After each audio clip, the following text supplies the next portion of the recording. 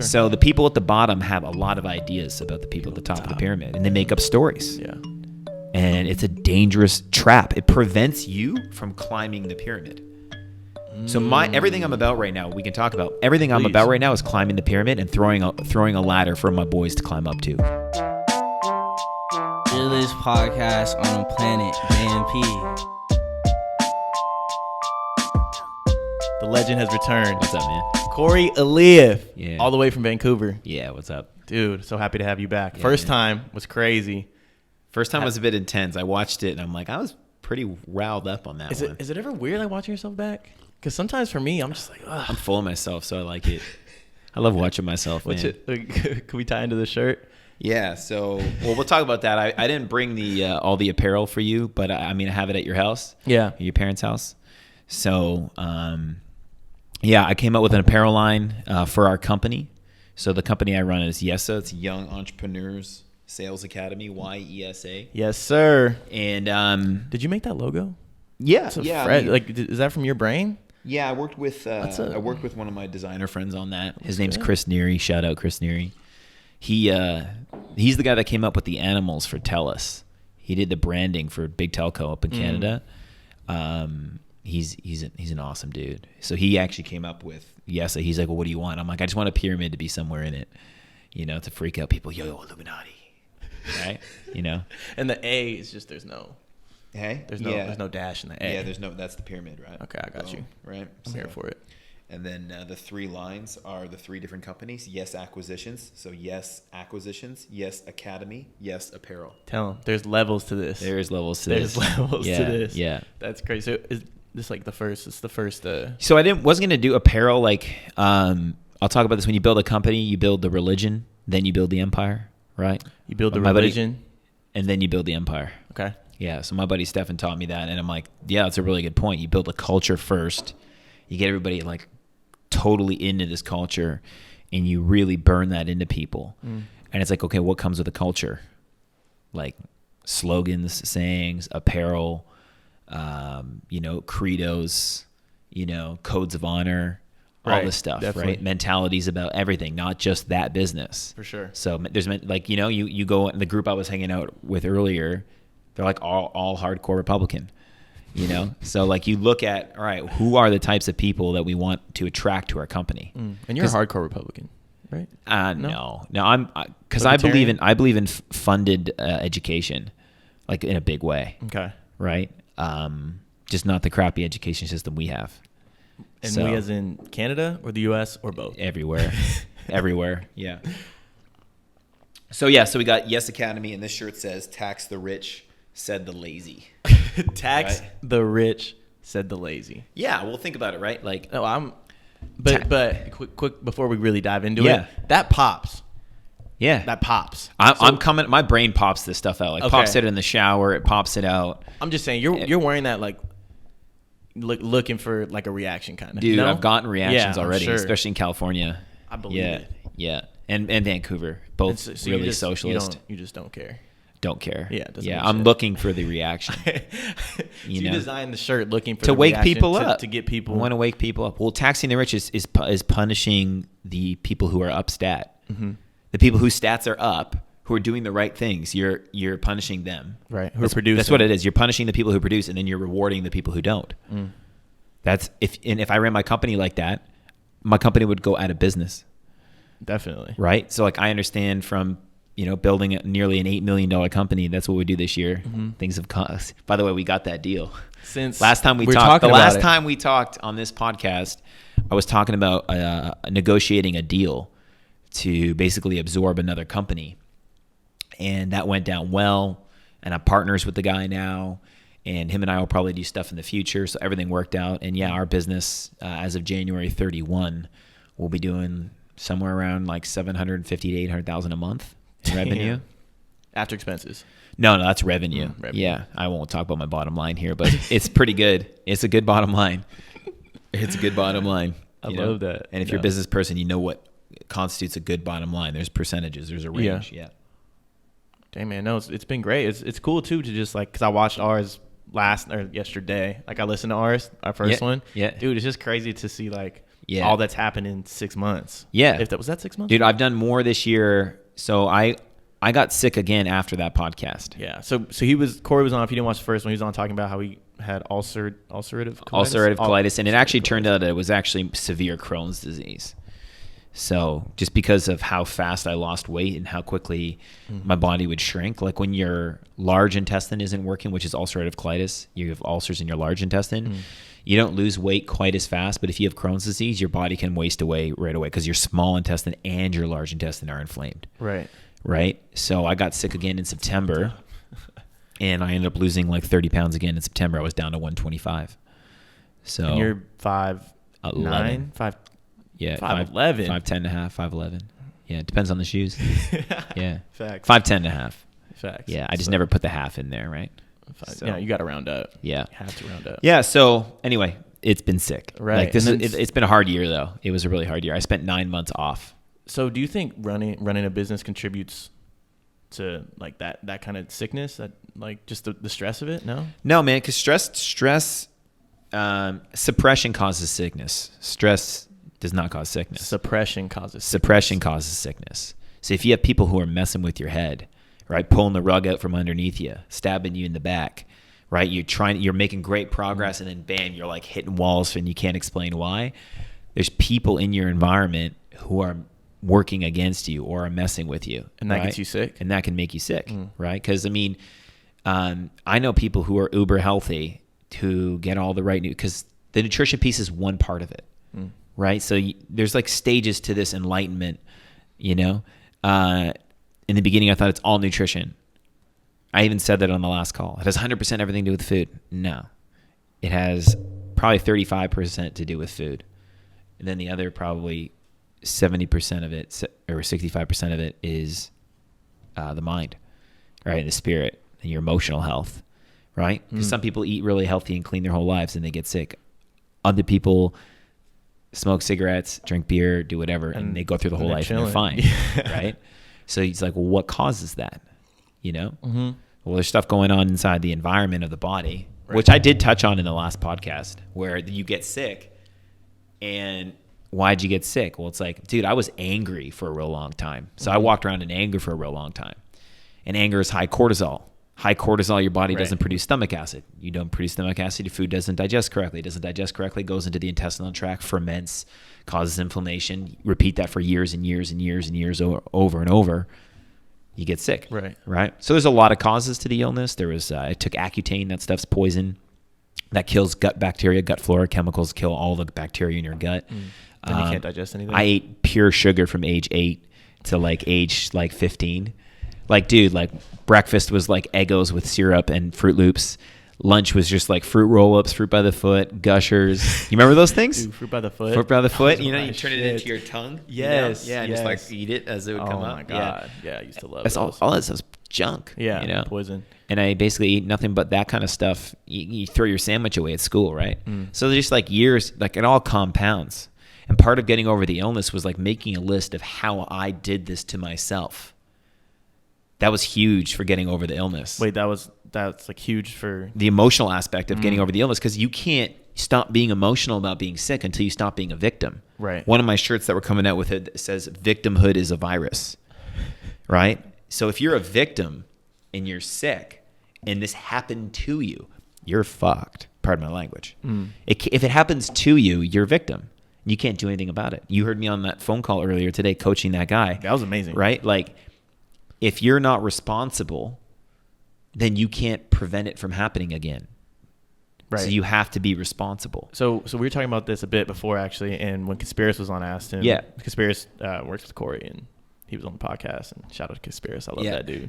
But we were just talking about responsibility, like you said. And is there not a point where taking too much responsibility can hurt you? Because sometimes you just have to, like, you're just not jiving with somebody, or like, I don't know, maybe a client's just not going to buy from you. Yeah. And so at what point are you like, I could have done more, like I did this wrong, or I can improve here, versus like, okay, like it's not like I did everything I could do, you know? Well, you taking responsibility for the outcome, right? So let's say you don't close that customer, or let's say something bad situation happens. Well, you have to accept responsibility for how that person is, So you have to say, okay, well, that guy, I could have triggered it. How I approached him could have triggered it, right? How I communicated with him, my facial expressions, what I was wearing. Like, you look at all of it, but you're not going to walk around like, oh man, it's, beat yourself up. That's right. But then the next piece is like, hey, how can I be responsible for the bigger picture or the bigger game that I'm playing? Do I really need this one guy? Right? Or is there another person? Is there another customer? Is there another prospect? Right. So that's responsibility. It's like actually looking at the sphere, not just you in this one moment, but looking at the bigger picture. Right. Got it. So yeah, people who, you got to accept responsibility to be in control of your life. Responsibility equals control. Yeah. But here's the thing too, right? Like, knowledge equals responsibility.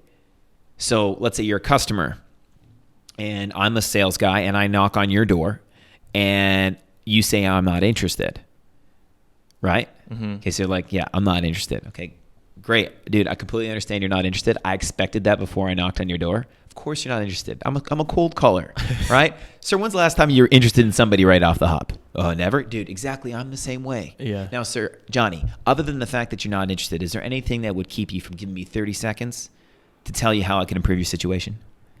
See, I just agree with that guy so much, right? That's pure fire. That's verbal judo. Like, right? So so I have responsibility. So if I knock on a door and don't get what I want, I'm like, that was my doing. But another guy, and I have the knowledge of how to handle the objection. Yeah. Okay. Another guy who doesn't have the knowledge can't take responsibility. Right. So he comes back at the end of the day and says, nobody wanted it. No one was interested. It's not my fault, because he's lacking the knowledge of how to handle the problem. The moment I have the knowledge is the moment I can have the responsibility. The moment I have responsibility is the moment I can have control. But so what if you do that? Like, is there anything stopping you from giving me 30 seconds so I could improve your life? And he just shuts the door on you. Or you're just like, all right, on the next one. Or is it like, dang, like, but here's the thing too, I've never actually shouldn't have made that face at him, or I won't get that. I mean, he could hang up. Yeah. Right? Cool, call him back. That's crazy. Yeah, I'll call him back. Be like, yo, hey man, we got disconnected. We didn't get disconnected. I hung up on you. Okay, dude, obviously I need to be more respectful of your time. I mean, you didn't expect me to just call you out of the blue, right? Right. Okay, got that. This is important, but not urgent, sir. And obviously, I need to be more considerate of your schedule. I'm a cold caller. I called you out of the blue. I'm a young guy trying to make my dreams come true. You hit him with everything. Okay. But listen, John, I wouldn't want my poor timing to be responsible for you missing out on this opportunity. So I accept responsibility for interrupting you. When's a better time for me to get 30 seconds on your calendar? Right? That's fucked up. That even rhymed too. I didn't even try and do that. That's fucked up. So here's the point, right? When someone raises their knowledge, they raise their responsibility. So there's things in your life where you'll feel like you were a victim, but then like 5 years down the road, you'll have all this new knowledge, right? And then all of a sudden you're like, oh my God, you look back, you're like, oh, I know how I could have done that. Think about it. Okay, so you look back on high school. I look back on high school. I'm like, man, I could do high school way better now.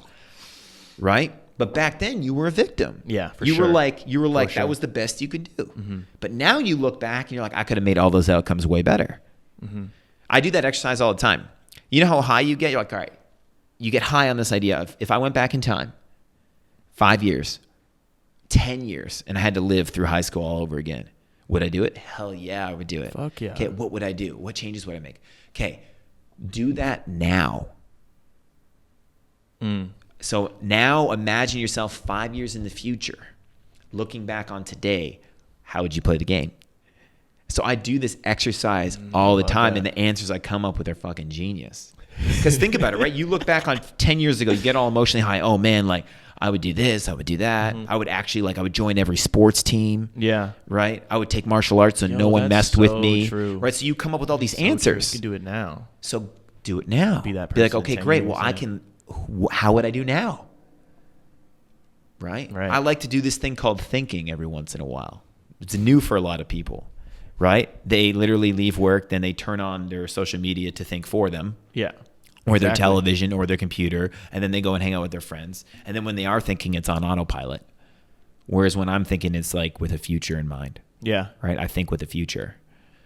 My attention's way out in the future. So back to responsibility, I got real sick, and it's like, hey, great. Well, if you don't have knowledge about the illness, the sickness, then how can you be responsible? So I looked for all the causes. Right. All of them. And I still wasn't happy with just food. Because I'm like watching movies and I'm super sick and I'm at home and I'm watching these I watched all the Godfathers. I watched pretty much every mob movie. And you have all these Italian fucks eating pasta and drinking red wine and smoking cigars. And it's like, and they're like 80s. None of them have ulcerative colitis. So if it was just gluten and dairy, then why doesn't everyone have ulcerative colitis? Oh, that's right. There's more to this. So I was playing victim still. Right? Thinking it was just food. But you don't think people are like genetically predisposed to certain... You're genetically predisposed. Yeah. But not everyone who's genetically predisposed gets sick. So that's not the whole answer either. Right. And so you could be genetically predisposed, and not everyone who's genetically predisposed and eats a certain way gets sick. Right. So something... There's more to it. Codes are, if anybody's watching who knows anything about epigenetics, is your DNA is... there's switches. They're not hard codes. They can be switched on and off. Right? Your DNA, you said? Your DNA has patterns in it. Yeah, it's called epigenetics. You can look it up, and it's proven that there's sequences in your DNA that either switch on or off based on the environment, mental environment, right? Yeah. Like you want to look at like spontaneous remission, like when people heal from like cancer and everything. How do you explain that? Yeah. So my whole point was this, right? Like I touched on it last time, is like when you're sick and you go and you ask a doctor, like, hey, what do I do? Your first question needs to be to that doctor, have you ever cured this? First question. Yeah. No. Great. Not the doctor. And so you look for the doctor that's cured it. And that's what you did. And then you start following their advice.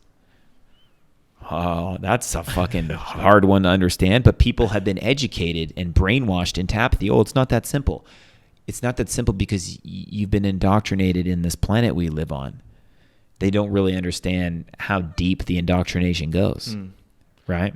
And it goes into like these doctors believe what they're telling you. It's not a conspiracy, right? All these let's talk about conspiracies. By the way, remind me to talk about conspiracies. You want to get into? I want to get into. Okay, them. I want to like shut them all down because it's a trap. Moon landing. It's another trap, but we'll talk about that. It doesn't even matter if we went to the moon or not. Okay. But yeah, so like it's not a conspiracy. These doctors believe that you can't be healed, right? So that when they tell you that, they're not lying to you. They believe it, right? Because someone got them in school, someone got them in university, right? Think about this: if I wanted to sell you on something, Johnny, I'd start 3 months ago. Make sense? Wait, if you want to sell me on something, if I want to sell you on something, right? I would start 3 months ago. Yes, I would start dripping. I would start dripping things. I'd send you an article here, send you this there. I would start talking to your friends around you. I would start working on your environment so that your environment is leaning in a particular direction, right? That's fucked up. Yes. Right. This is how I create. This is how you create a company. This is how I create a culture. I'm in control of my company's environment. When someone's out, we know about it pretty quickly. Boom. Yeah. Unless I'm not getting the reporting I need. Yeah. Right. But if I have the reporting and I have the data, then what I can do, and I know, like, for example, I'm about to remove somebody from my business, I start reaching out to the people around that person to build stronger relationships with them so that when I remove that person, they're ready for it. Right? So I prep the environment. If I want to sell you on something, I prep your environment. Right? This is what Grant was trying to say to Jordan. And all the people who don't know anything about sales were like, oh, like Jordan totally won that. Like, no, bro. Like, all the people who understand sales and business totally saw what that was. Grant was trying to say, dude, you're still trying to sell one item. I'm playing a way bigger game here. Yeah. You're fighting one battle with like a platoon of people. I'm fighting a war with like 17 divisions. Yeah. And like air support and this, right? So this is how conspiracies happen.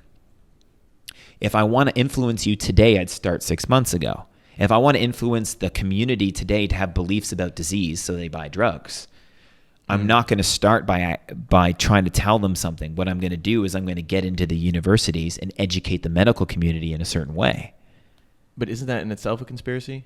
Because you're educating. Sure. It's called planning. Call it a conspiracy. That's what here's a line for you. People at the bottom have a lot of ideas about people at the top. Most of them are wrong. Most conspiracies theories start from people down here in the pyramid. Right? One of our shirts says join the 1%. right? Most conspiracies are about the top of the pyramid. Would you agree? Mm-hmm. Right? You know what I mean? Yeah, like, right? It's like, yeah. we didn't go to the moon. The earth is flat. Yeah. Right? 9/11's an inside job, all this stuff. Mm-hmm. And they oversimplify actually what happened by saying, oh, it's them. They try and like target a group and say it's the U.S. government. Dude, that's like saying it's white people. That is such a blanket statement. You can't say it's the government. Yeah. Right? Do you know what I mean? No, yeah, for sure. So the people at the bottom have a lot of ideas about the people at the top of the pyramid, and they make up stories. Yeah.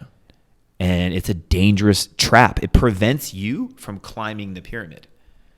So everything I'm about right now, we can talk about. Everything I'm about right now is climbing the pyramid and throwing a ladder for my boys to climb up to. I love that. Like I climbed into the 1%. Yeah. Now I'm looking to climb into the 0.1%. Yeah, I climbed into the 1% by 26. Mm-hmm. So now I want to climb, and you can see I'm throwing the ladder up. Andrew was here, $250,000. My boy Puya probably make $300,000 this year or more. Mm-hmm. Daniel Ferrugia, $225,000. Morgan Walls just broke the 6-figure club today. Check this out. I'll show you a text message. I think he's 24. Sorry, Morgan, if you're older than that. Read that for your audience. What's that say? The text that starts today. +1 to the 6-figure earners in YESA. Broke 100K. Yeah. Okay. Fuck yeah, dude. First year for him, right? That's his first year? That's his first year at $100,000. Right? Guy was on the phone call today, $100,000. Like I'm helping lots of people start climbing. $100,000 is not the top 1%, but I'm helping people climb the pyramid. Right. And there's a lot of traps that prevent you from climbing the pyramid. Conspiracies are one of them. Because it's the blame game. You're not accepting responsibility, right? Yeah. And most people go into conspiracies when they've had a failure. So they had a major failure in their life, and then all of a sudden now there's this huge onus for what happened, this weight that they're carrying. And then what happens is to eliminate that weight, you need justification. So they start looking out and coming up with reasons. And then they find other people on the internet who also have reasons. And then their reality adheres to their reality. Right. And then it's like what person who is a flat earther, who do you know who has a good life? Do you want me to answer that? Kyrie Irving? Okay, Kyrie Irving. Does he have mental stability? When you say good life, you mean from the outside, right? So like good life means amazing wife or husband if it's a woman, okay? Kids or a good family or is well loved and liked in the community, is having an impact on people around them in a positive way, is producing financially stably, right? And of course, has mental stability, emotional stability. Wasn't that tough to judge from like the reputation? Outside too, though? Sure it is. Yeah. But you can get a vibe if you spend some time with someone, right? You immediately said you don't think he's got mental stability. Why'd you say that? He's just a little crazy, right? He loves the conspiracies. Like his teammates don't talk highly of him, right? Everywhere he goes is a cancer. Yeah, I mean, so is he a flat earther or something? Yeah, he is. Yeah, that's hilarious. Like, dude, when I was working my parents' restaurant, next door there was a building. And what they produced was a whole section of the space arm for the space station. That's made in Canada. If you look at the U.S. space station, the arm is the Canadian space arm, and it's got big Canadian flags on it. We went over there and like looked at that and like, oh yeah, we use certain alloys and we bring in these certain metals, and it was like super cool. And I was like 14 years old. Yeah. This place was beside my parents' restaurant when I was a kid in Ontario, right? So they're in on it. Okay. Yeah, you know, like people at the bottom come up with these stories because they've never been to the top. Right. So things happen to them, and then they've never been at the top to see how it looks from the top. And I woke up to this. I was working in the corporate world, and I was 25 years old, 26, and I'm an executive, $4 billion company. Our division was about $30 million, 150 employees. And us executives were fighting with each other, because they were trying to not pay me my money. They owed me $180,000 for bonus that year, right? That would have been a $300,000 year if I had gotten all that money. Okay, so you didn't get all that? No, but I settled without going to court. But they tried to change my comp plan because I was 25, out earning some of their VPs. Okay, so I was in this corporation, and what was happening is me and the other executives were fighting with the vice president, fighting with the CFO, fighting with the executives above us. Like, hey, like, you know, we literally hired a lawyer, like, but we're still working there. So what happens is we became disavowed, disenfranchised, upset with the people we are working with. But we had 200 people or 150 below us in that company. So while we're upset and fighting and quarreling amongst each other, what's happening to our responsibilities? They're not getting done. The ball's getting dropped. We're not in an emotional state we need to be. I'm dropping the ball here and there. What's that doing as it trickles down the chain? Well, guess what? Now my regional manager is the next layer. So we're at the top of the pyramid of that company. And it crumbles. Okay. So we're fighting amongst each other. The people below me, middle management, start feeling the effects. They're not getting the support from me I need because my emotions are in this quarrel. I can't give them the attention that they deserve. And then guess what happens? They start not doing their job. And then the people at the bottom suffer. They don't get the fresh leads that they need for sales. Right. They don't get the good sales meetings. They're not getting the training they need. And then what happens is this. They say, oh, this corporation hired me and lied to me. It was a conspiracy.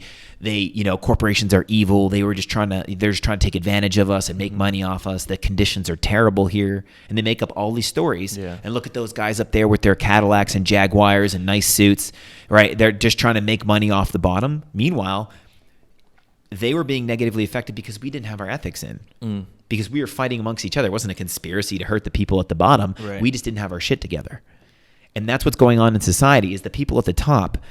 Dude, there's nothing that evidences it more when you look at Hollywood. Okay? Everyone thinks these actors and actresses have their shit together. They can't even keep a marriage, most of them. Yeah.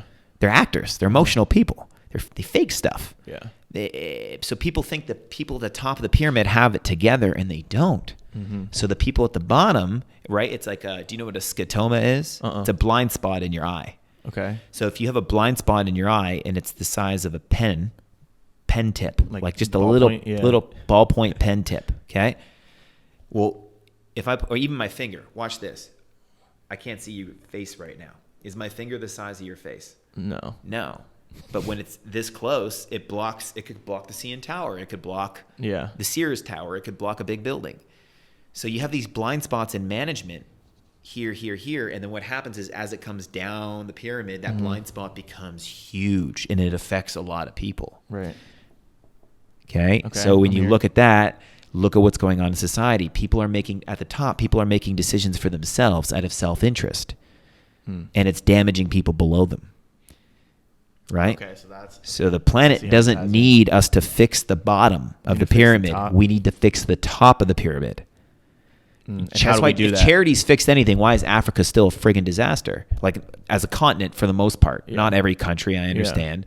But a lot of countries in the United States a lot of countries in Africa have been receiving aid from the United States, and what have they done? Not a lot. You need to fix the people at the top. So how do we go about doing that?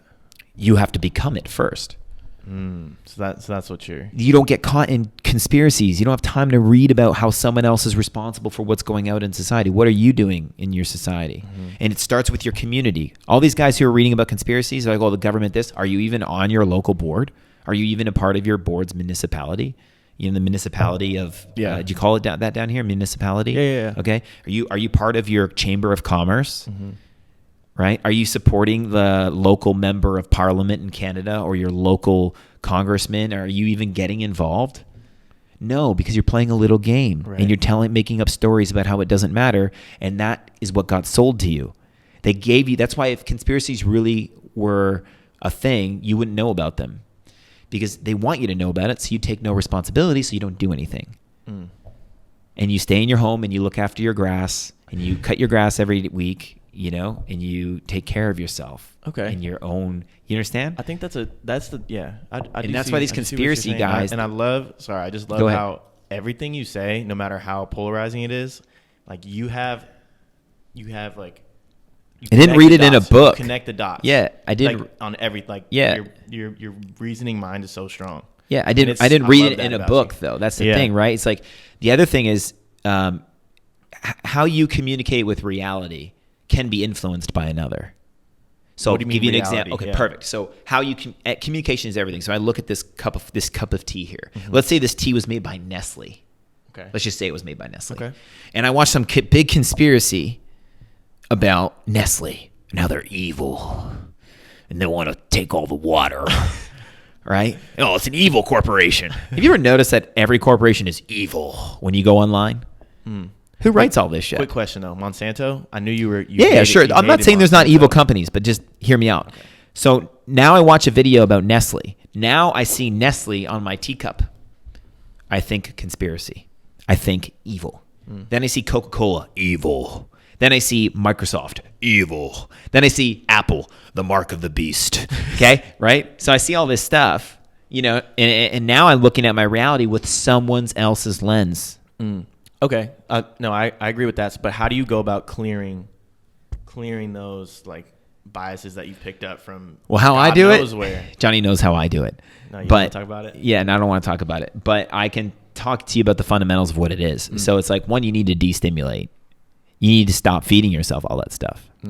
2, you need to see the information that you start feeding yourself will make you look for more information of a similar nature.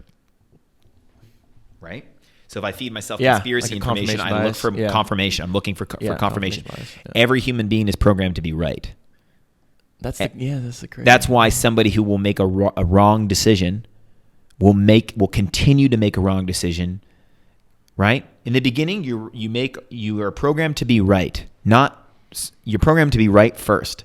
So you make a wrong decision, and then what do? You justify it because you have to be right. And then you continue that behavior. Right? Does that make sense? Yeah. So I don't want to get too deep on that, but people need to stop feeding themselves this stuff because then they're going to make themselves right. And that's why most people live in an echo chamber. So what you need to do is you need to go look at both sides. Both sides? Who said there's only 2 sides? That got sold to you too. Yeah. There's a lot of sides. You need to go, and the data that you're looking for right now has to do most with your current purpose. So if my purpose is to get out of the building right now, I'm going to see exit signs. Just to break this down really simply. People need to know how to think. Yeah. I didn't get where I am by not training myself on how to think. Right. So, if my job is to grow a farmer's field, right, full of corn, okay, and I don't even know how to do that, well, when I go on the internet, what am I going to do? I'm going to look for information about corn. So most people don't have a purpose. They don't have a goal, and they've been trained. Oh, you don't need a goal. Go with the flow. You. Sorry, you fell in another trap. See, remember, my whole life's about climbing the pyramid. And there's traps all the way up the pyramid. The higher you go, the more elaborate the traps get. I look at this whole thing like a maze. Who sets the traps? I don't know. They just still I don't want to talk about that. But I don't think they're from. I don't know if they're human. Oh shit! That's all I'm saying, right? It could be spiritual. Right. It could just be, I'm looking at this reality that we live in as a big pyramid, right? And it's like I'm trying to climb to the very, very top, and there's traps along the way. At the bottom, the traps are very physical, very, very, very physical. So the bottom is the traps are like getting food. Like look at the poorest countries: food, water, it's hand to mouth survival. Then you come up a layer of the pyramid, and now it's a little bit higher. But now a lot of the limitations. We'll look at the inner cities. It's playing a game with the police. Dude, don't play games with the police. I used to play games with the police. I used to street race a lot, right? Like I was a huge street racer. I've been in car chases and gotten away, and been in car chases and got caught. But you don't play games with the police. Right. But people, as they're coming up, get caught in that. And those are false purposes, right? Those are purposes that are causing them to like play small games. Well, my purpose is to climb to the very top and make a difference on planet Earth. That's a huge purpose that I have, right? I can't do it from the bottom. I have to climb to the top, right? So as you come up, then you'll notice then the traps become games. They become drinking and drugs and seeking pleasure, right? And then you come up a little further, and their beliefs as well. Oh, economics. Economics is a trap. Right? The price of gas, the price of food, and all your beliefs about that. And then there's politics. Politics is a trap. Getting caught in making an enemy of the Republican versus the Democrat. I've been caught in that too.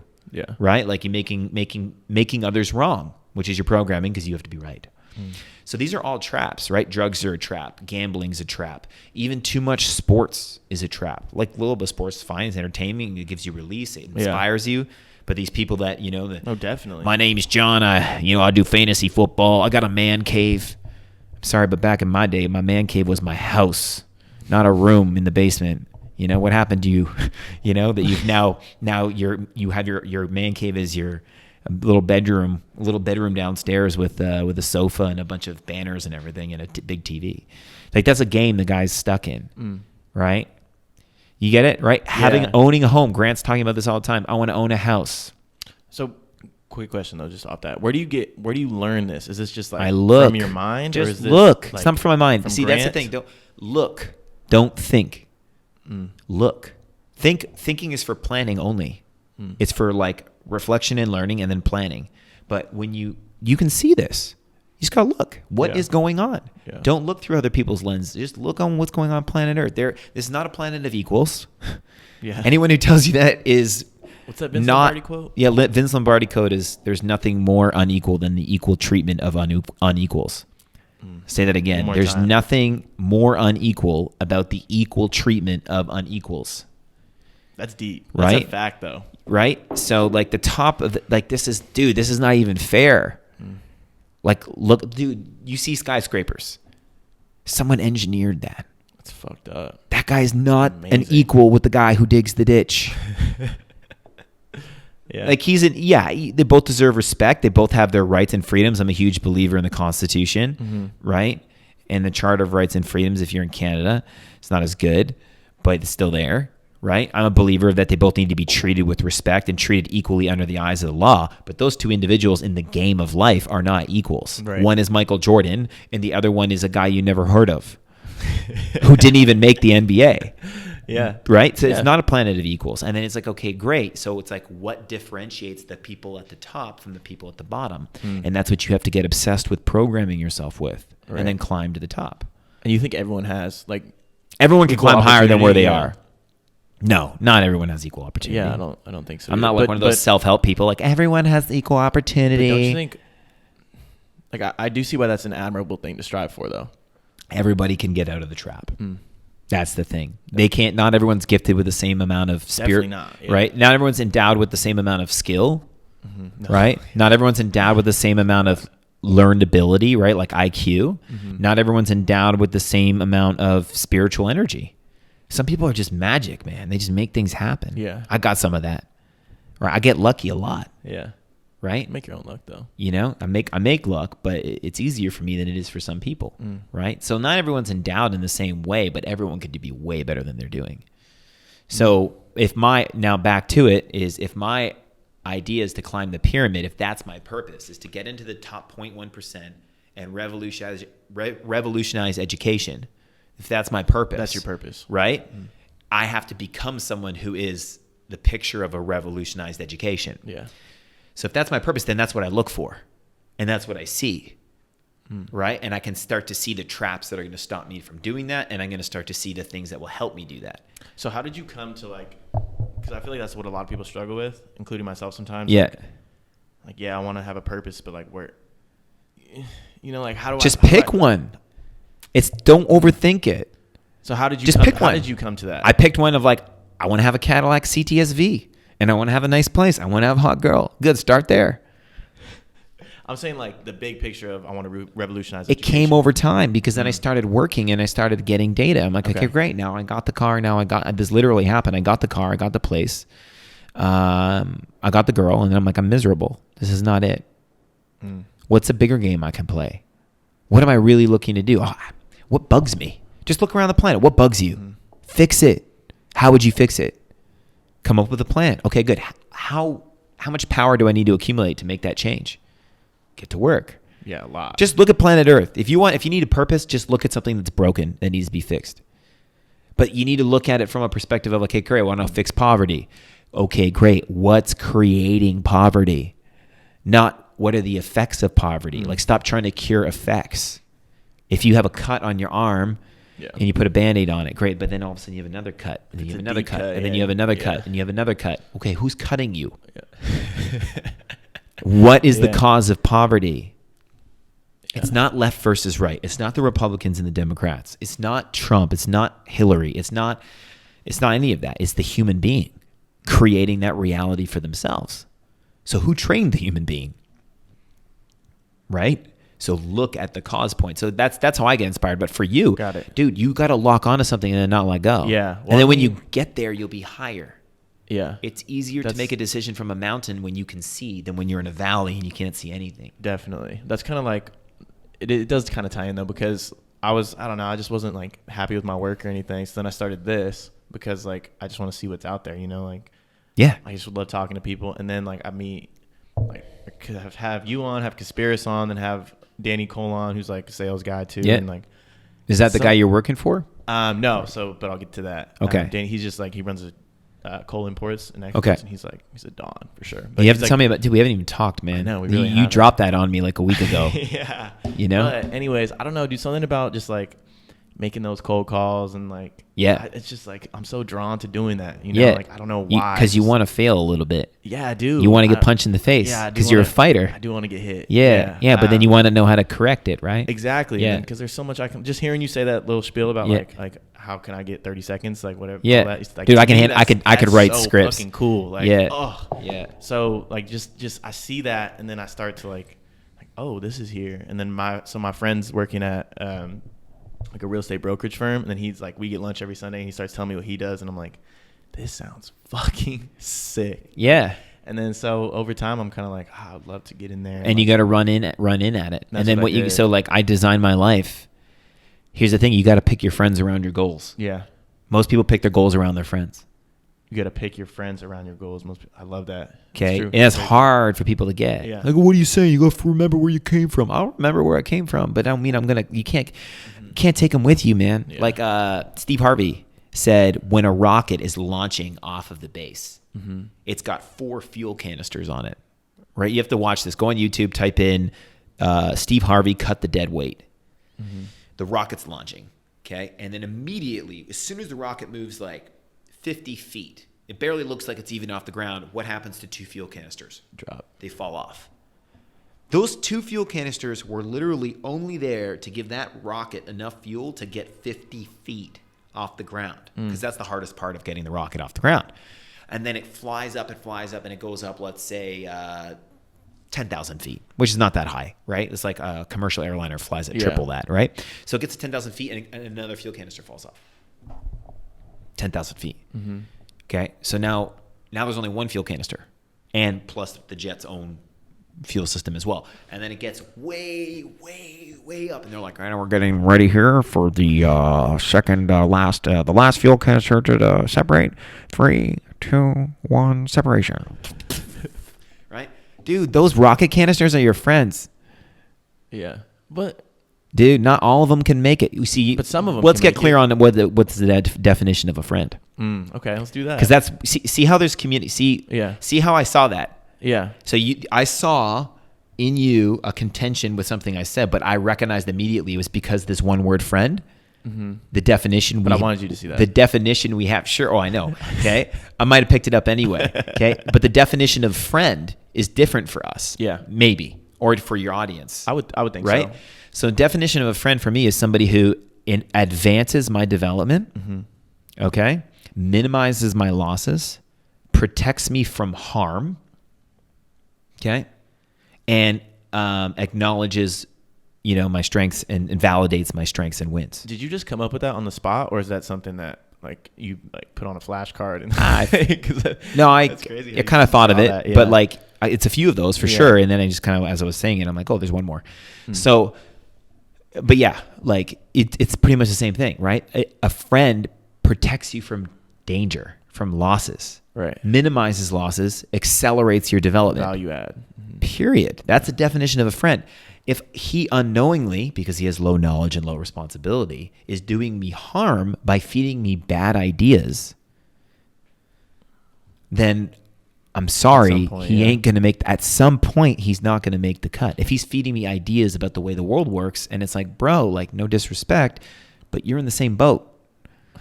You play in house league, dude. I'm trying to get to the MLB. You're a house league baseball player. You play beer league baseball. You're in my own league. Not guy I'm getting advice from. So do you have that conversation with him? Like, yo, like. No, I just stopped listening to them. So you just stop. You just kind of cut him out. No. I'm still nice to them. I still hang out with them on like holidays or whatever. But like, dude, my life's a mission. Like, my life's a mission, dude. Like, I haven't had this is my first break, and this is my break. I worked all day today and yesterday. This is my first break because I'm playing a game. You know, like I'm on a mission. So for like a 3-4 month stretch, like that guy doesn't have a purpose in my life. Right. Do you get it? Yeah, definitely. Like, not just because, like, I'm not gonna be mean to him. Come Christmas, dude, I'm having a Christmas party. Come on over. Yeah. Let's shoot the shit. I'll hear about his life and everything else, but there's never an opportunity for him to give me advice. Because at a Christmas party, I'm good roads, good weather. I'm talking about what's good. I'm talking about what's awesome. He doesn't need to hear about my problems. I need to pick this guy up. I need to inspire him. I have a responsibility to my community to not leak all that negative crap. Right. I have my board of counsel. See, people are living by default, so they feel like they need to leak bullshit onto their friends and their family. My family doesn't need to know about that stuff. I mean, I told your mom that I was firing 2 guys today, right? But I love your mom, and she's actually part of my council. Yeah. I actually do consider her someone I consider what she says. Definitely. Right? But I don't leak negative. My parents never know. Hardly ever. Right? I don't leak that stuff to my buddies I see at Christmas. I tell them what's good, and then I take a genuine interest in them. So they get to still be around, but they're not around for like months at a time because I'm in. Right, locked in. So if they're like, hey, do you want to hang out tonight? Like, no, man. Like, I apologize. Like, we'll have to hang out at this event. Hey, we can hang out at the end of the month. I'm having a bunch of guys over for UFC. Right? We can do that. And I can see him, and I can still build the social aspect and be respectful and nudge him along. But in those few, like, my evenings are packed. Yeah. And it's not work. It's the game. I love that. You know what I mean? It's the game. And that switch happens. Yeah. So I don't know where this came from, but you have to live your life by design, not by default. You need to have a board of counsel. How do you choose your board of counsel? How big is it? Board of counsel for me is probably 7 people right now. And I always look to trim it. And I understand that the board of council members are also like the fuel canisters on the rocket. At some point, they are not going to get me any further. Richard Hoy, guy I worked with, dude. Great dude. He was the rocket that took me from 50 feet to 10,000 feet. I have to let him go though. Yeah. Why? Because he's got a bunch of habits that I don't want to adapt. He's got a bunch of stuff that I just don't want to go in that direction. Not that he's a bad dude. Not that just don't want to be with that. Right. Same thing with another guy I work with who owned a door-to-door company before him. He got me off the ground.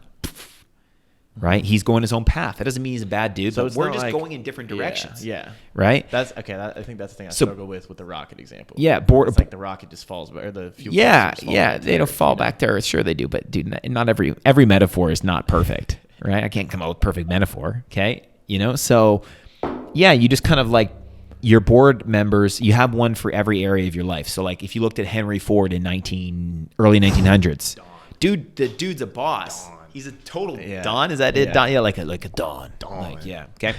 He had a circuit board on his desk, and he pressed a button, and he had his legal advisors and experts. He had his marketing expert. He had a manufacturing and assembly line expert, and he had an engineering expert and design and research and development expert. He had all these guys press of a button. So I'm like, fucking, that's what I should do. So I have my own board. Right. And some of them are dead, but I got volumes of their books. Right. So, and I got a board, and I got them in like Sabine is my food counselor, period. And it's like, and anything that goes on with my gut. And I'm like solid now. Yeah. Right. Sabine got me like completely through my illness. Right. And then I hit it home with stem cells to like secure it, because I knew I would I knew I would sabotage it. I knew I would sabotage it for sure. But you would sabotage what? I would try, dude, at the pace I'm going at right now, without stem cells, I wouldn't have been able to do this. I would have needed another 3 months of complete, just like take it easy, slow gradient. So now I'm still doing it on a gradient, but my gradient's more like this. Right. It used to be like this. And then Sabine's method, you just need to take a gradient. Right. I did the stem cells, and I got to ratchet it like 6-7 extra degrees, so I could go at life that much quicker. Got it. Because I knew I would do that, because it was about that experience burned into my mind. Stem cells? Yeah, sure, yeah. So I have the same doctor. He actually just emailed me, his assistant, Dr. Neil Rordan. He's Joe Rogan's stem cell doctor. So I found it through Mel Gibson and Joe Rogan, and they said the stem cells heal the body. And I already got stem cells once. But it was in the U.S. and they're nowhere near as good. Right. Yeah. But yeah, so I got like super sick, and I'm talking to Sabine, and okay, great. I kept sabotaging. She's like, until you learn, she was just being straight with me. She was just like, until you learn, until you can like turn off this like all or nothing mentality, this method is going to be hard for you. So I learned to turn it down enough because the pain was bad enough for me to like make the change. Yeah. But I'm like, okay, how do I increase this? What's the insurance policy to make sure that this diet plan works? Because I'm 100% cured of Crohn's colitis right now. 0 symptoms. I've already ventured into eating other foods. Okay. So, and people are like, well, that's just remission. Okay, well, we'll see. We'll see. Right. So, I love the confidence. Right. Yeah. So, it's completely different now. Yeah. Like I messed up a month and a half ago when I was still kind of healing and went and violated a bunch of policies about how I eat. I have written policy for how I eat. Written policy posted everywhere. These are the policies. Got it. How to eat, when to eat, how to combine the food. Okay. But I violated a bunch of policies too early. Because when you're healing, you need to stick to the policy. When you're in power, when your health's back to normal, you can violate the policy here and there and you're fine. Okay. But I violated it after the stem cells. I violated it so bad that kind of illness would have knocked me out for a month before. It knocked me out for 2 days. Bounce back. Because my body produces the same amount of stem cells and healing cells now in a week as it used to take three months to do. I heal right now at the rate of a newborn baby.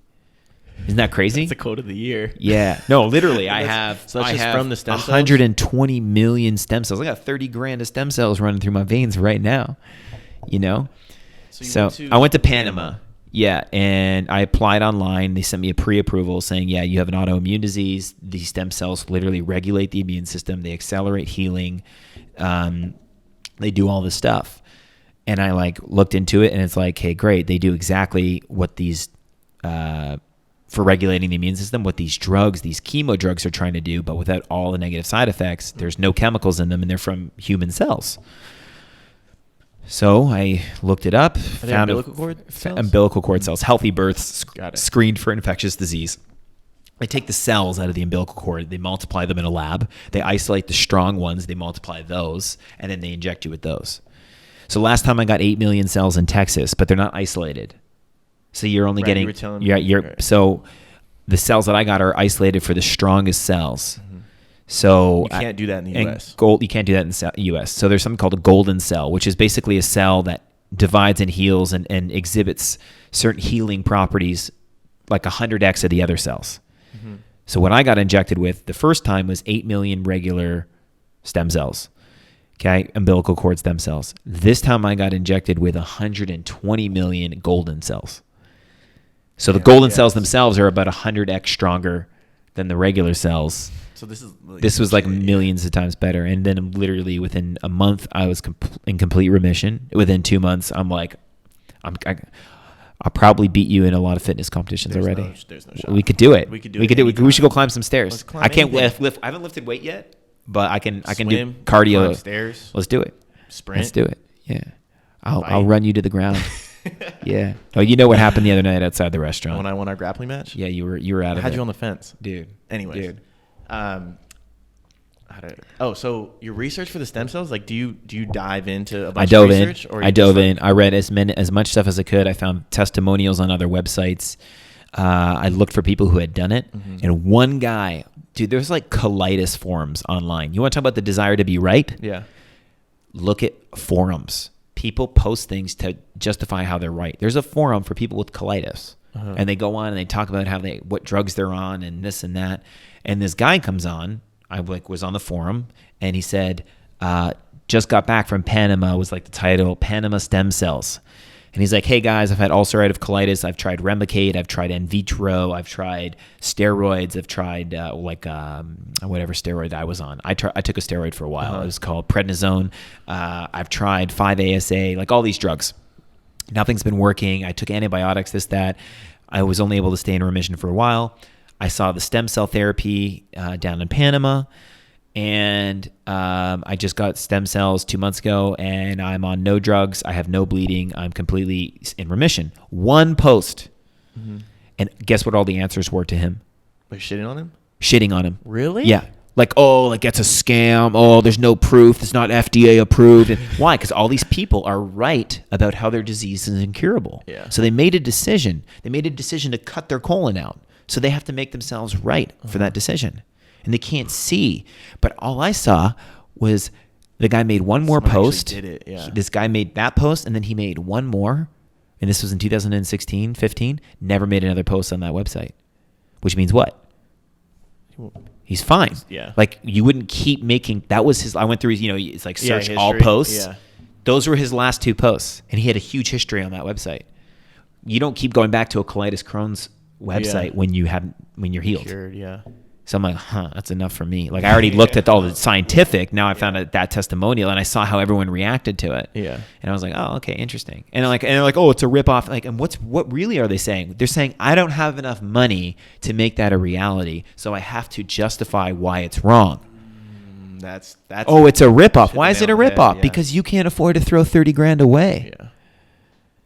That makes so much sense. Neither can I. 30 Yeah. grand's a lot of money for me. I fucking spend it anyway. Right? Yeah. People are like, and people have been reaching out to me how the stem cells go, oh, I don't know if I'm going to spend that. Do you have a house? Yeah. Does it have equity? Yeah. Take it out of your house. Yeah. Oh, I don't know if I can do that. Right? Yeah. So, but yeah, so the whole thing, and this all comes back to it, top 1%. What did Mel Gibson do for his dad? His dad had a heart failure, and his dad had a prolapsed valve in the heart. He had kidney failure. He needed a hip. Because he went on GRE, when he was right? 92. He's over 100 years old now, and now he's walking. When he was 92, he wasn't walking. That's crazy. And his heart's fine. That's crazy. He doesn't need a heart transplant. He got the stem cells fixed the heart, and they fixed the kidneys. So that's like, do you think that's the future of 100%. Just 100%. And Trump just passed right to try, which I think Big Pharma. No wonder people, the media hates Trump, dude. He's going after Big Pharma, not directly, indirectly. Yeah. He just signed a bill right to try, which means a lot of these stem cells and a lot of these other experimental treatments can come to the United States. Oh, right to try is exactly what it sounds like. Yeah, you can do. Because it's your own risk. That's right, but Big Pharma owns your regulatory authorities, right? FDA and all that. They're all ex-pharmaceutical guys. Yeah. Right, executives. Okay. Again, part of the trap. What's another part of the trap? Illness, part of the trap. Guys climbing to the top, just like me. Oh, he's climbing, but he's angry at the system. Mm-hmm. I was angry at the system, right? And he's climbing, he's hustling, and he's grinding, and he's got these people who are suppressive around him and people who are trying to mess with him. He gets sick. Boom, that's another guy. They were probably watching from the top of the pyramid, whoever they are, like, look at this guy climbing. Wait, who is they? There is no they. It's just made up, okay? But let's just picture that because that's how most people think. Mm-hmm. Imagine there's people at the top who want to keep people at the bottom. So they see this guy climbing up this hill. All of a sudden, he gets sick.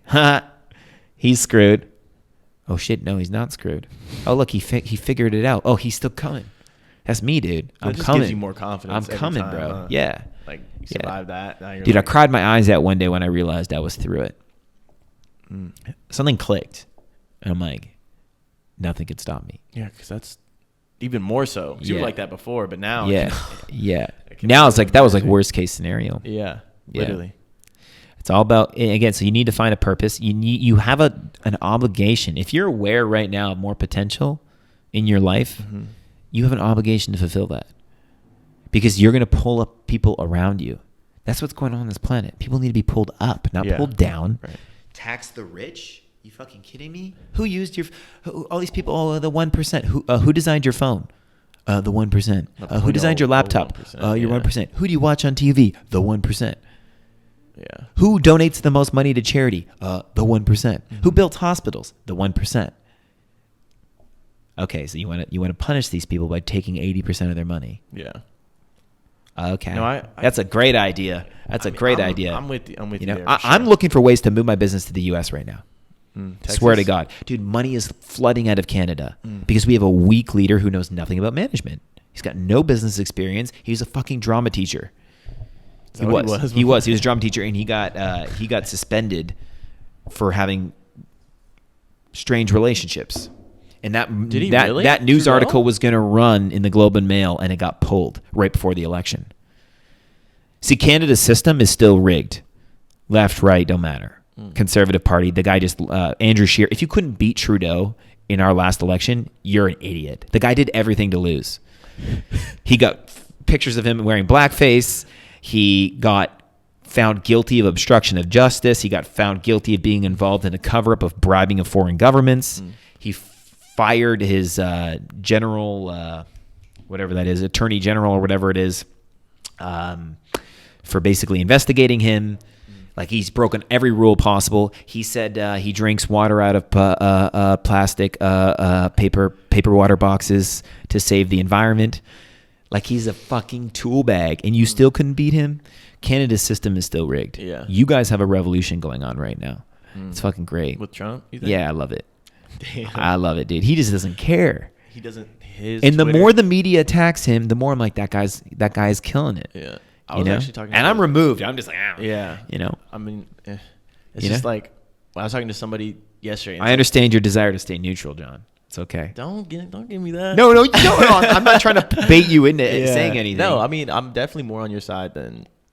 Yeah. Like, you know, I mean, Bloomberg. If Bloomberg runs, I could see that because he's a business guy. Hope so. But what are his intentions? I have to look. I haven't looked yet, right? But you need management experience, not legal experience. Yeah. You need management as evidence. By the way, your country's killing it, just so you know. Number one country to invest out of the G7 nations the last 4 years. Your country. Who's number 7? My Canada. Country. Okay? Correct me if I'm wrong. Yeah. But it sounds like you're making a run at this Canadian presidency. That's all I'm hearing. Dude, if it wasn't a constitutional monarchy, if it wasn't owned by England, Canada's not Canada. Canada's England, man. We still have the Queen on our money. You know? Wait. Is it Look at this. Look at this friggin' money. That's 50. That's 20. That's the Queen, dude. That's not my Queen. why is she on there? I don't pledge allegiance to her. Why is she on there? She's part of the problem. Ooh. See, the ass. Queen got me, bro. The Queen's a lizard. She got me, dog. Don't worry about it. She's got those Illuminati powers. Yeah, she heard you talking. She heard me talking shit. I just don't want to make sure. Don't worry about it. Make sure your connection doesn't get wet. You're good. Yeah. But yeah, it's been an hour. I know you had a strict time. Yeah, no, it's okay. We got 11 more some minutes. time? We got 11 more minutes. Oh, perfect. Yeah. So not a run at this presidency then. Business first. Dude. I've never heard you talk My like business, this. So. year 1, 2.6 million. Year 2, 4 million. Year 3, whatever. You know, I don't know. I actually know how it will finish.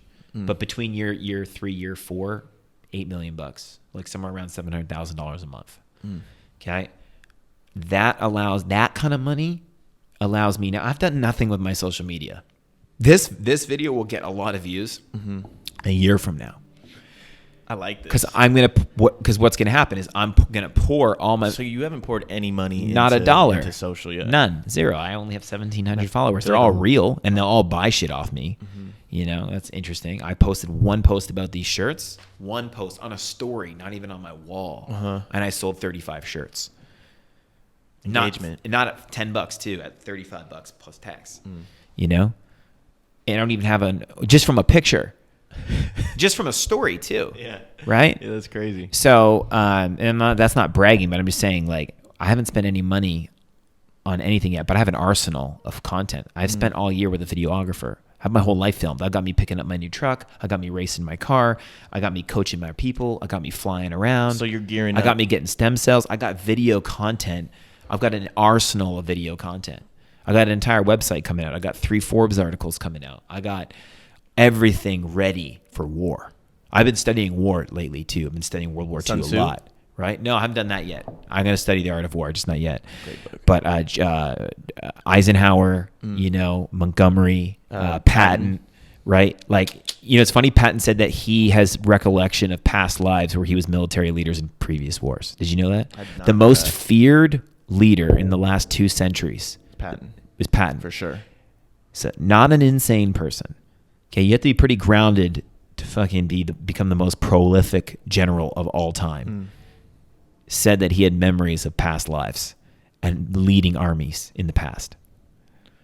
Look it up. Are you in touch with Look your past it lives up. or what? Yeah. I touch base with it occasionally. I look. What do those look like? I don't really know, but I'll get data from them. What is that? What do you mean? Data? Things not to do, things to do. Intuition.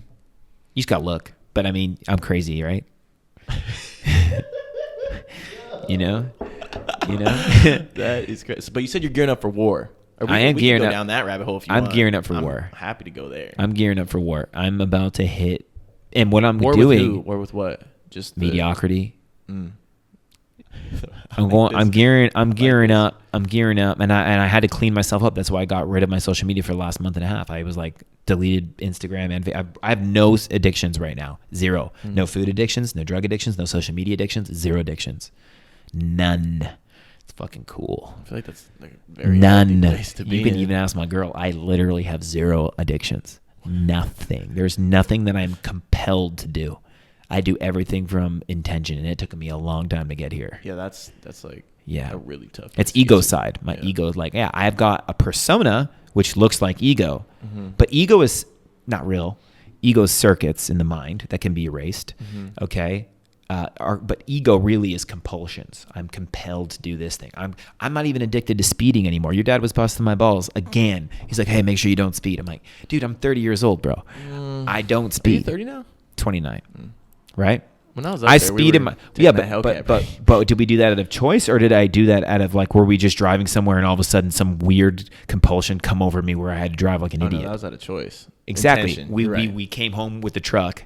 We're like, let's go get the Hellcat and go at Ripon. Yes. Grab the Hellcat, and where did we go? Somewhere where there was no people. Yeah. Right? We picked some empty roads. Okay, so the intention. See the difference, right? I did that from intention, right? Whereas like if I borrow someone's car, I don't feel compelled to jump it like I did your dad's Mercedes 5 years ago or 7 years ago. Rip the oil pan right out of the bottom. I like went over this dip and didn't even notice that I was going so fast. Yeah. And I go, boom, car landed, oil pan rips out right in front of my ex-girlfriend's house. Yeah. That was a tough day. That was a tough day. I mean, I'm still living that down. Facts. Yeah, you still get shit for that. Yeah, I still get shit for it. It's okay. I deserve it. But here's my point, right? Like, I'm gearing up. Like, I don't. People would think, you would think I'm about vanity. You would think I'm about the appearance. But am I really? Because I'm spending no time on social. Yeah. Building this whole facade. I'm just doing the thing in real life. So I've been building this building. I haven't advertised it yet. That seems like the exact opposite of what most people are doing. Yeah. You know? Yeah. Grant's so good that he can advertise something before he builds it. Does he do that? Yeah. He sells stuff that doesn't exist. That's crazy. And then he that's how he did the first boot camp. He's like, we're going to do a 3-day boot camp, everything on how to run your business. They sold it out, $5,000 a ticket, and then he built it. The guy's a freak. I'm going to get to that. I'm just not there yet. Yeah. I don't want to be the Fire Festival guy.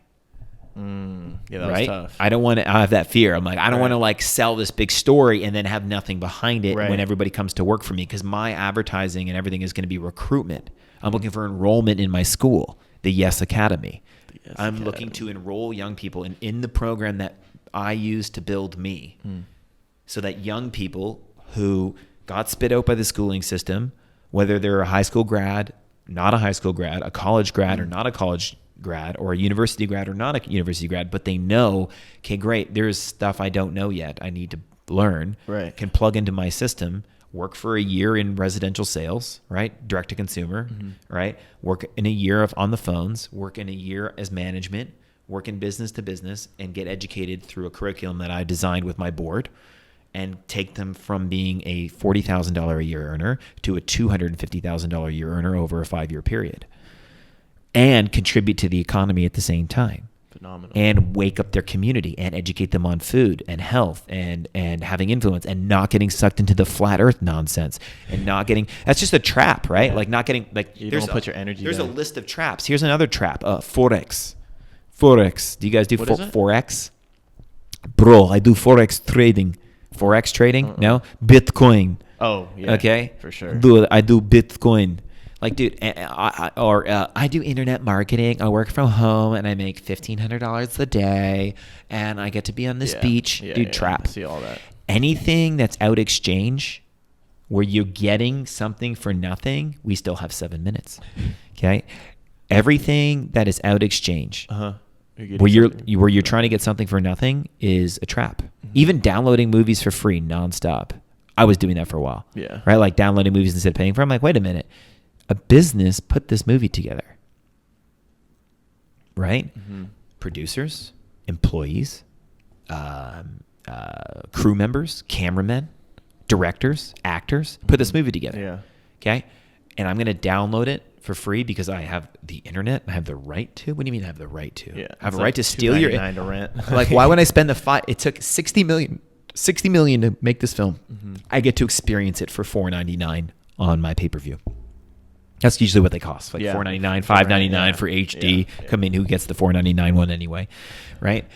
So, and look at that too. And people are justifying it. My dad's one of them. I know a lot of people that do this. Like, it's not really stealing.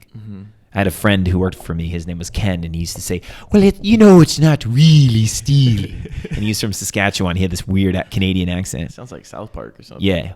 Well, Corey, it's not really stealing. I mean, technically, you're not taking it from them. It's like, okay. But point is, it's out exchange. I'm getting something for nothing. I don't want to do that. I want to give more than I'm getting. You don't even feel good if you do that. No, I'm saying the movie example, maybe that's not the right I want to outflow more than I inflow. If I'm making $500,000 a year, I want to do $10 million worth of work. Yeah. Why? Because then that has to come back to me. So then when I'm doing $10 million worth of work and I'm getting paid $10 million, I want to figure out how to scale myself, make myself that much more efficient to do $100 million. And people are like, we need to tax the wealthy. Like, why? I don't get that. Are you saying that the government can spend my money better than me? Because what I do with my income is I take it and I hire more people. Yeah, you're creating jobs. I employ 65, 70 people right now. What's the Canada going to do if I move my whole headquarters to the U.S.? Is that a plan for you? I'd love to. 100%. Yeah. I mean, if the taxes just keep going this way, why wouldn't I? I can also invest. The real estate laws in the U.S. are way better because your leader knows what he's doing. He's attracting business to the U.S. For all my fellow Americans, okay? Us Canadians are coming to investing our money and bringing our businesses to your country, supporting your restaurants, supporting your real estate, supporting your marketplace, because our country is trying to tax all of the wealthy people. And guess who are the ones who can leave? The wealthy. I can figure that out. Guess who the people who can't leave? Yeah, the poor. The poor. Yeah. So guess who gets screwed when you tax the rich and you punish the rich? The poor. Yeah. So we rich just did. I'll just take my money and invest it in a different country. You think I can't figure that out? Yeah. I keep my businesses running in Canada, but guess where the money flows? Into the U.S. And that's what happened to the U.S. All the countries moved their headquarters. Yeah, like overseas. In Ireland. So all the money got siphoned out of your country, and that's how you guys got into the mess you were in. By the way, the U.S. was a disaster before Trump. So if you think he created this, you're fucking lunatic. Yeah. So all the money got siphoned out of your country, and your middle class got bankrupt. All the money got sucked out of them. Yeah. Okay? Regardless of fiat currency. So what's Trump doing? Bringing all that money back. Right? So you guys can say what you want. You just have to look at the actions. Yeah, I don't like a lot of things he says. Yeah. Right? I mean, yeah. But it's hilarious if you can just have a fucking laugh about it. His Twitter is absurd. No, his Instagram is absurd. It's all right. Oh my god. But my point is I want to have an influence. I want to play the game, and if my government gets in my way, I will leave. I'm not committed to Canada. I want to help Canada. I'm doing the Chamber of Commerce this year. I'm getting involved in my municipality. I'm meeting my member of provincial parliament. Meeting my member of parliament, MP and MPP. One's provincial, like state, and then one's federal. Got it. I'm going to do all that. But if it just keeps going, it's hey, I'm sorry. I'll come back when I'm fucking, I'm not presidential run. Yeah, something like that. So anyway, dude, climb the 1%, dude. I love it. I got these shirts coming out that say join the 1%. And how can these people reach you? So right now, just add me on Facebook. I've got an assistant who will go through my inbox. You send us. So we got shirts. So here are the shirts. So this is one that says "Tax the rich, said the wealthy." Said the lazy. Said the lazy. Yes, said the wealthy. Hey, tax the rich, said the lazy. I got another one that says the easily offended or the mentally weak. That's my favorite one. Okay. And by the way, I got all this shit trademarked already. Copyrighted. Working on trademarks, but we got all the shirt designs copyrighted. It was so cheap. That's the one thing I like about Canada, getting all that stuff done. So this is another shirt. It says, I can put a picture in. Yeah, you can put a picture. It says the easily offended or the mentally weak. That one yesterday in Manhattan Beach, I had a business guy walk up to me. He's like, you over there. I was on the phone. He's like, yo, come over here. Right? No way. I swear to God, he stood up. He was sitting at one of those bars that faces the sidewalk, in a restaurant. Yeah. And he stands up and walks out the door. He's like, yo, come over here. And then he sits back down. He's like, where'd you get that shirt? That's so funny. And I'm like, I make them. It's my company. He's like, I'd like to buy one. No and I'm way. sick. And then 5 minutes later, I'm at Starbucks and I'm standing outside the Starbucks, sitting on the little concrete bench. and there's two people inside like we are right now. Imagine we're looking out the window and this guy looks at me and he's just looking at me like, and then all of a sudden his wife goes, and they're both looking at me just dirty-eyed. And I'm like, this is exactly why. That's what you went for, right? Is exactly why I'm doing it. It's a wake-up call. Yeah. Even the people who are, in this whole I'm offended culture, they can't disagree with the easily offended are the mentally weak. I mean, it's... Okay, I got 10 more minutes. I can do 10 more if you want. You got 10 more? Yeah, perfect. Yeah. Okay. Perfect. Think about it. But yeah. Think about it, right? Like in sales. If you're a salesman and you're a verbal judo guy, right? Every customer's door you knock on, every phone call you make is a match. Yeah. Everything that you say to the customer says to you, if you're offended by everything they're saying, you're a weak salesperson. Right. If you're emotional over every single little thing, you're weak mentally. You lack mental discipline. You're weak.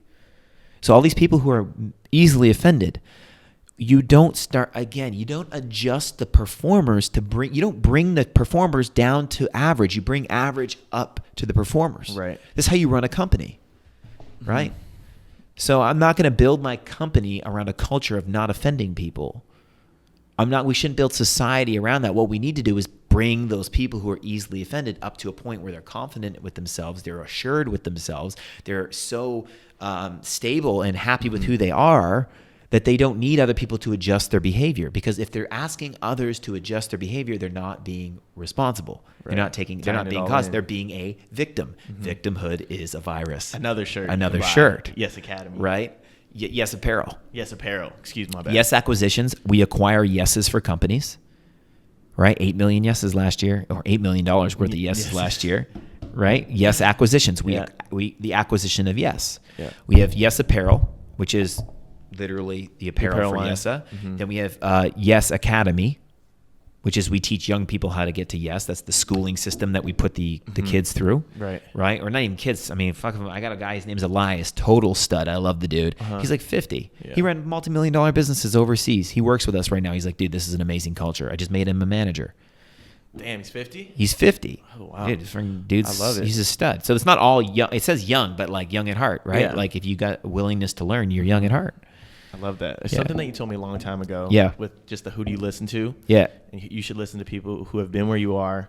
Yeah. And have what you want. That's right. And I think it's so cool that you're doing all this without like blowing it up to social media yet. Yeah. Because like you're that person now that people can like. I feel like a lot of people will look up to and be like, yeah, oh, he's from.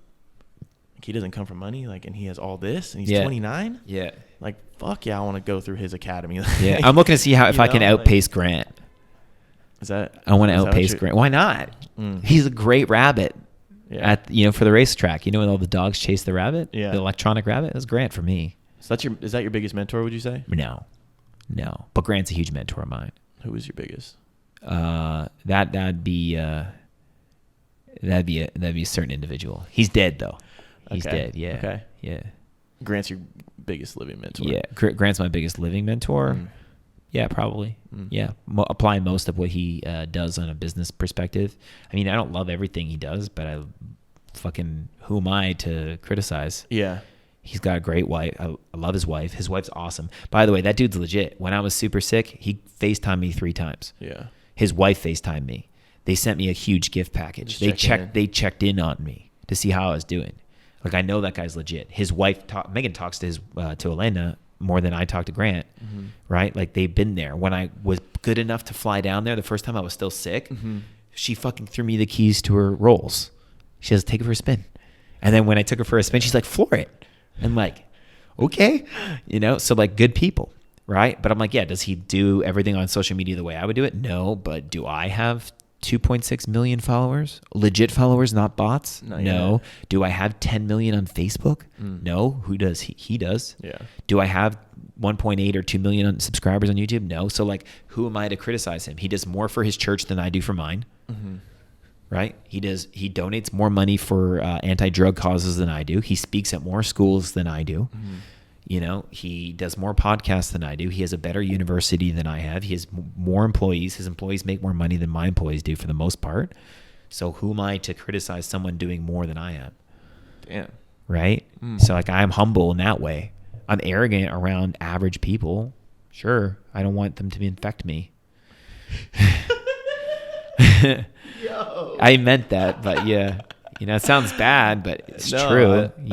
I am very humble. It's just it's interesting because you're very not critical in the right way around the right people. I have humility around the right people. But when you actually look up to somebody, it's like, dude, I'm a learner. I'm a student, dude. Not like, I have a business partner. His name's Mike Pritchard, and we haven't seen eye to eye on a lot of things.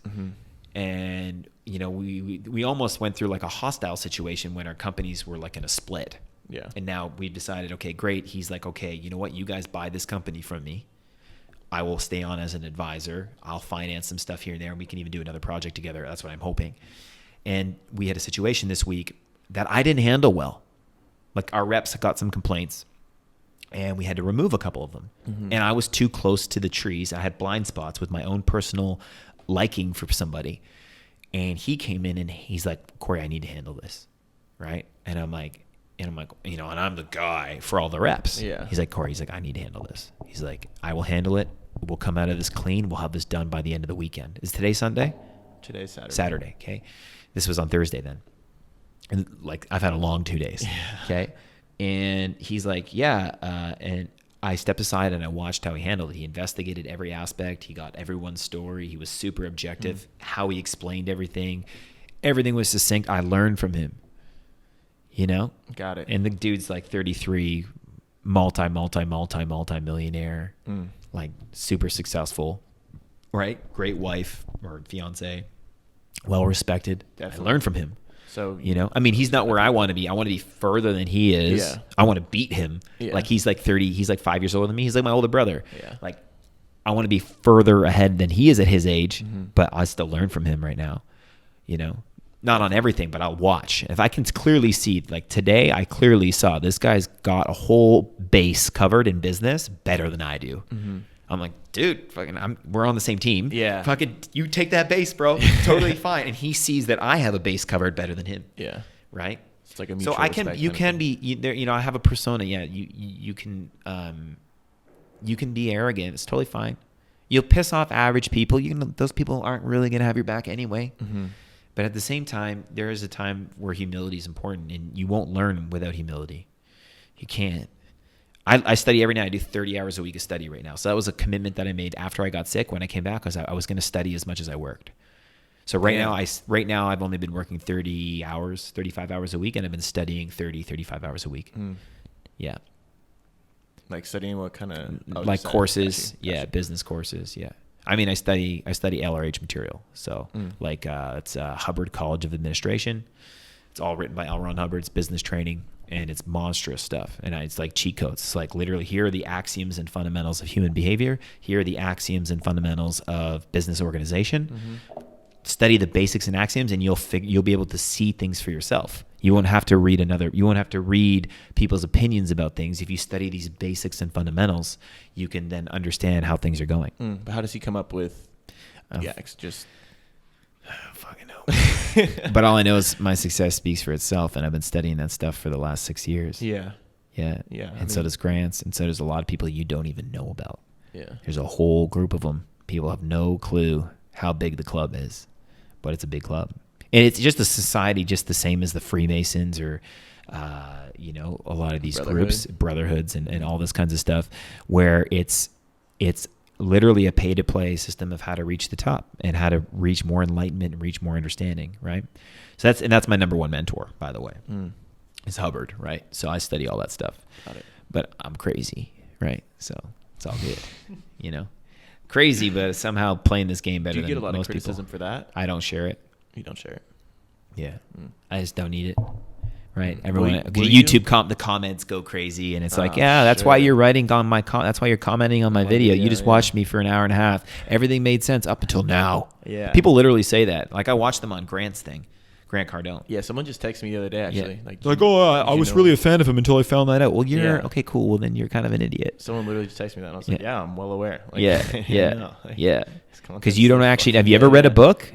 Just ask those people. Have you ever read a book? No, I've seen a documentary though. Okay, well, documentary educated fool. That's cool, right? So again, what are you doing there? That's a conspiracy. Yeah. You're sucked into another trap. You're not looking at something for yourself. You're looking through the lens of someone else. Mm-hmm. I'm not a coward. I don't let other people make up my mind for me. What are you afraid of? Oh, I'm not going in there. Why are you afraid? What are you afraid of? I'm afraid I'm going to get brainwashed. Oh, so you don't know who you are.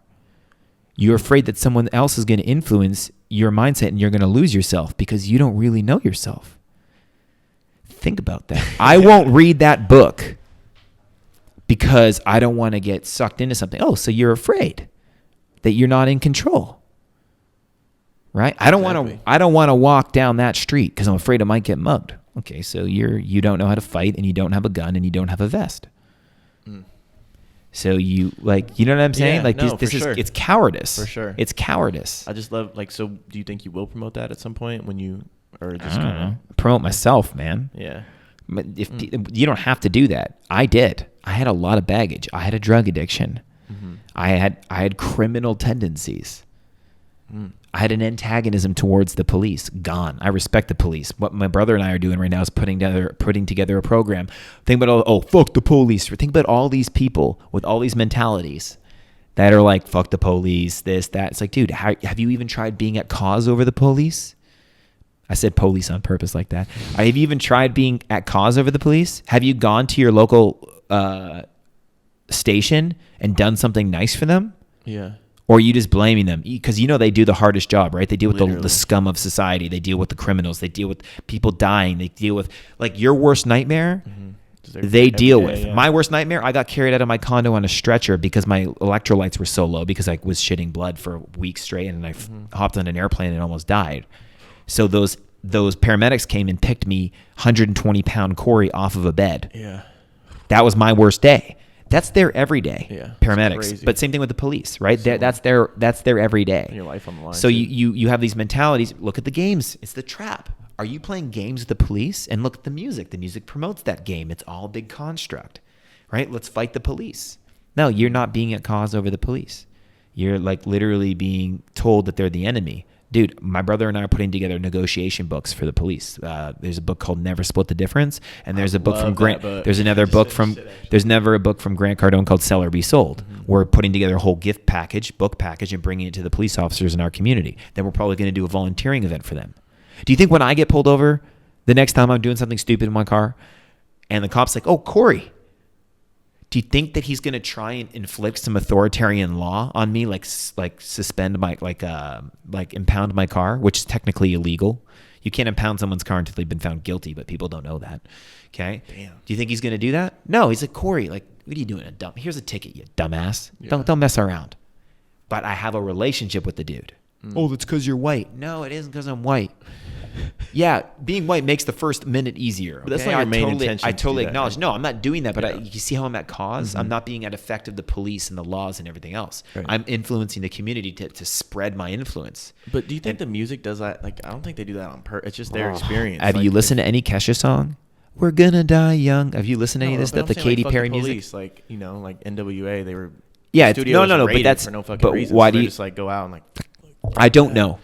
You got a good point. Put them up to that though. I just feel like that's their experience, and then I don't know. It just catches, Well, that's their experience, right? If you listen to the Ice Cube song, "The Hood Mentality," how can we get out of this reality if we don't change the hood mentality? Yeah, it's true point. What are they doing? They're being right. Mm-hmm. So then they write music about being right. See how you can get trapped in other people's realities? Yeah, exactly. And right.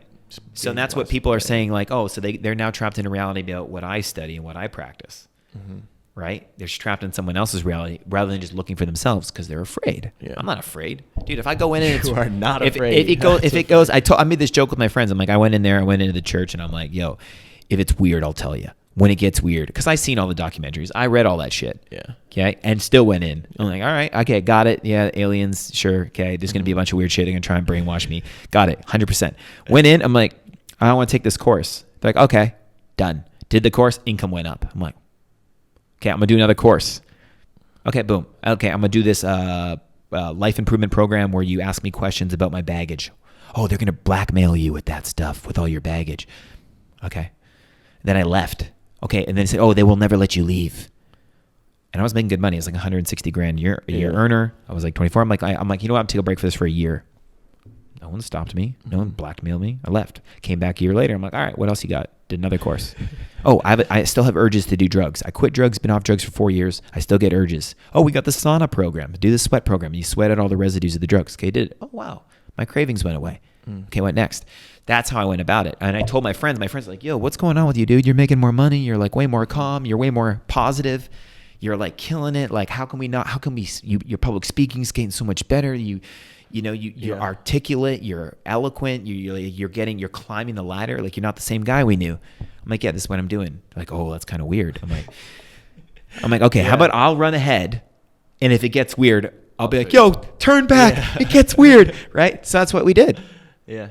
And I ran down the dark tunnel. I'm like, if there's any boogeymen, I'll come running out of the tunnel. And I keep running down this tunnel, and nothing's weird. Yeah.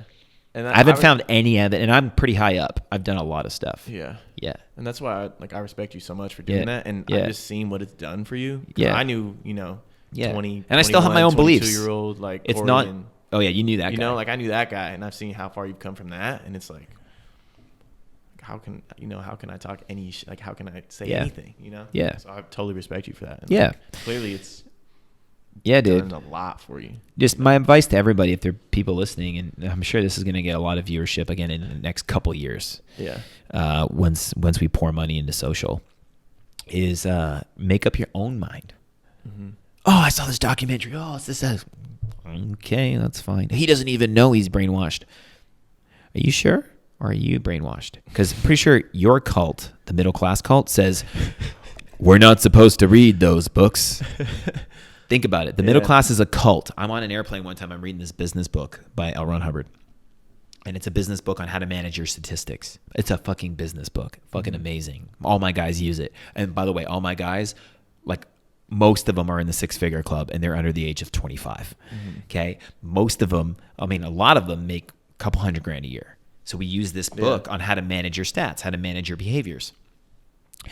And this guy's like, oh, haven't you seen that documentary? I'm like, yeah, I've seen it.